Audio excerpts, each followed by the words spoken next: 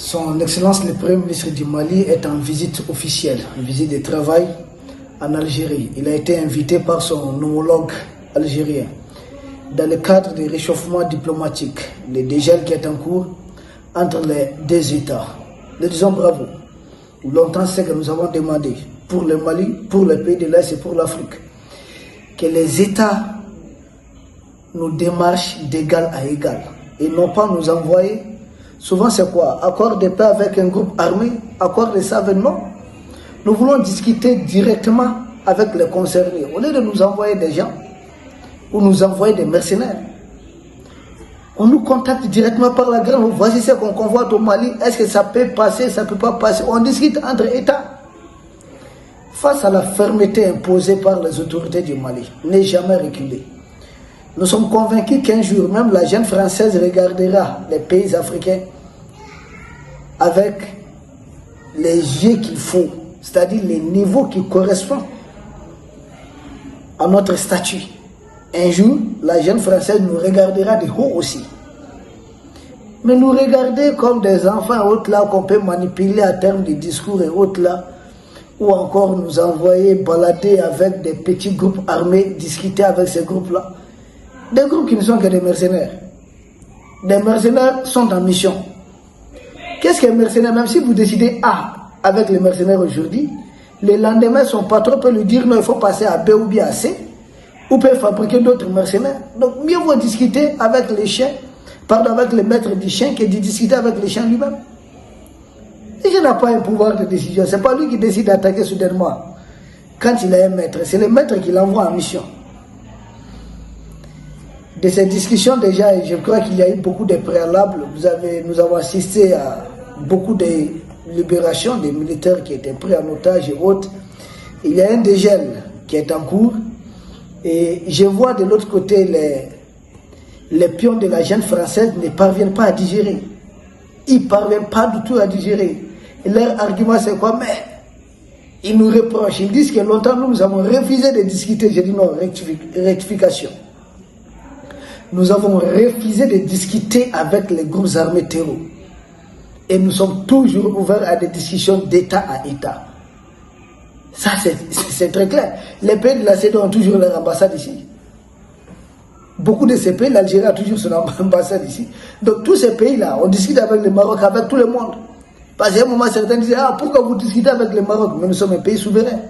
On discute avec tout le monde à condition de respecter les trois conditions imposées, en tout cas, les trois conditions dictées par notre président et qui sont prises en compte par notre constitution.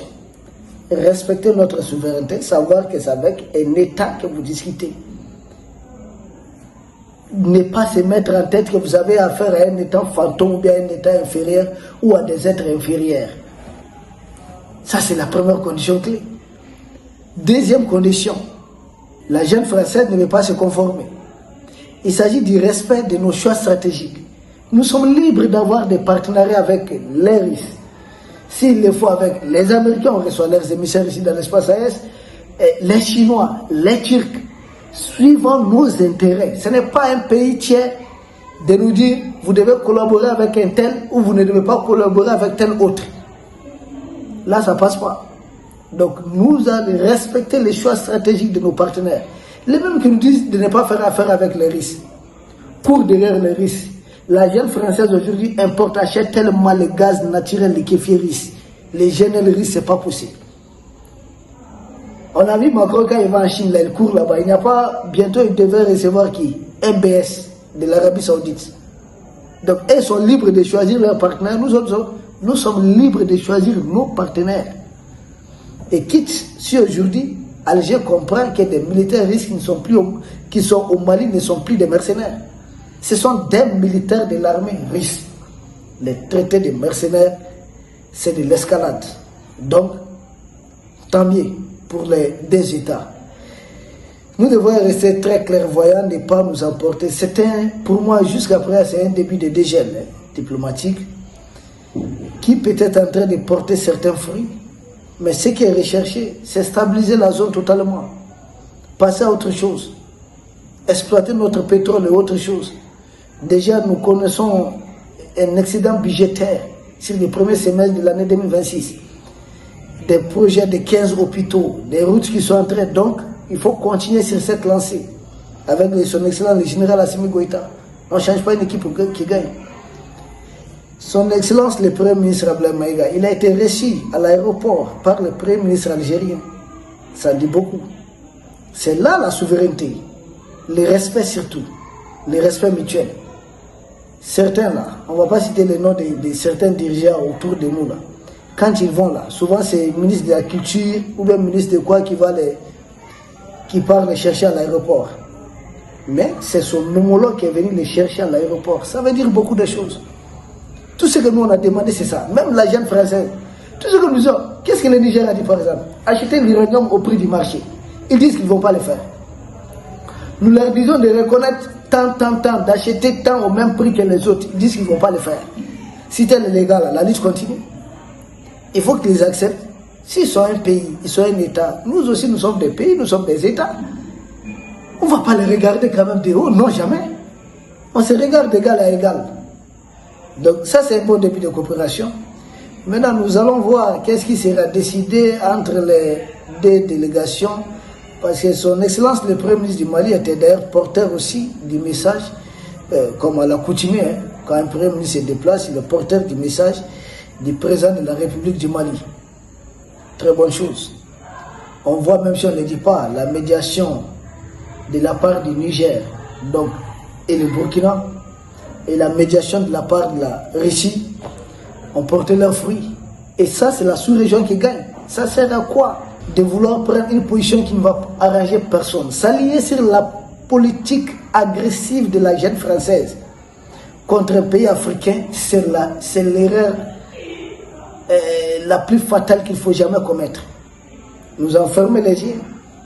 Ils sont venus, ils ont détruit la Libye.